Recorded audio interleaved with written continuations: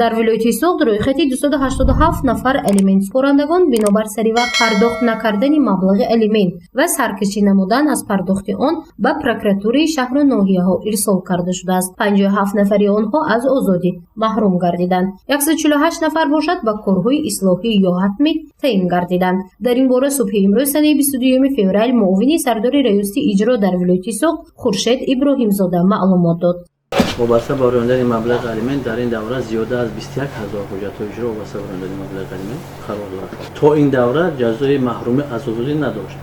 қисми 2 вобаста ба дар ҳамин кодекси моддаи кодекси ҷиноятӣ вай шуда илова шуда ҷазои маҳрумӣ аз озодӣ яъне такроран содир кардани ҷиноят дар соати такроран содир кардан ҷазои маҳрумӣ аз озодӣ метиҳад.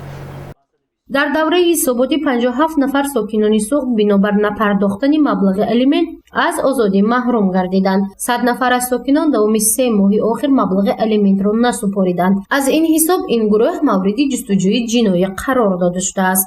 маблағи алименти умумӣ пардохт накардаи алимент супоранда 3 моҳи пардохт накардаро ташкил кунад, новобаста аз оне ки буд пештар агар дар лаҳзае ки вай маблағи алиментро пардохт мекард, дар лаҳзае ки гӯем ки нисбати вай пешниҳод омода шудааст барои оғоз намудани парвандаи ҷиноятӣ, вақте ки пардохт мекард новобаста аз маблағаш, яъне вай гӯем ба истилоҳ влостник ҳисоб намешуд, нисбати вай парванда оғоз нашуд.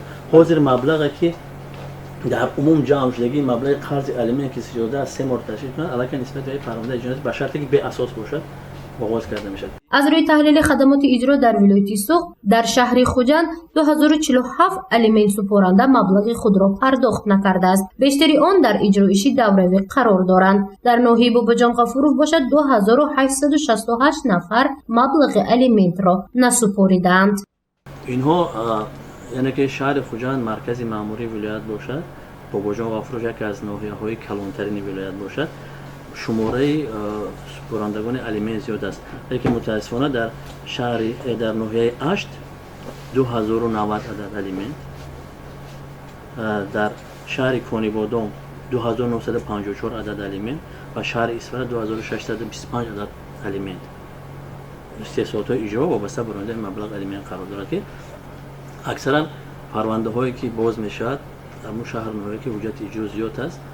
хадамоти иҷрои шаҳру ноҳияҳои вилояти Суғд бо назардошти истеҳсолоти иҷрои боқимондаи соли гузашта ҳамагӣ 17294 адад ба маблағи 84,8 миллион сомонӣ, 1 миллион доллари Иёлоти Муттаҳидаи Амрико, 221 000 рубли Федератсияи Русия ва 640 000 сӯми Ҷумҳурии Ӯзбекистон ҳуҷҷати иҷроро ворид намуданд.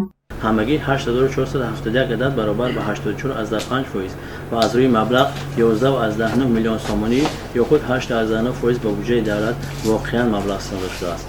дар ҳамин давраи соли 2019 бошад теъдоди 12113 адад ва маблағи 436,6 миллион сомонӣ ворид ва ҳамагӣ 9589 баробар ба 79% аз рӯи маблағ 13,5 миллион сомонӣ ё худ 3% ба буҷаи давлат маблағ санода шуда буд.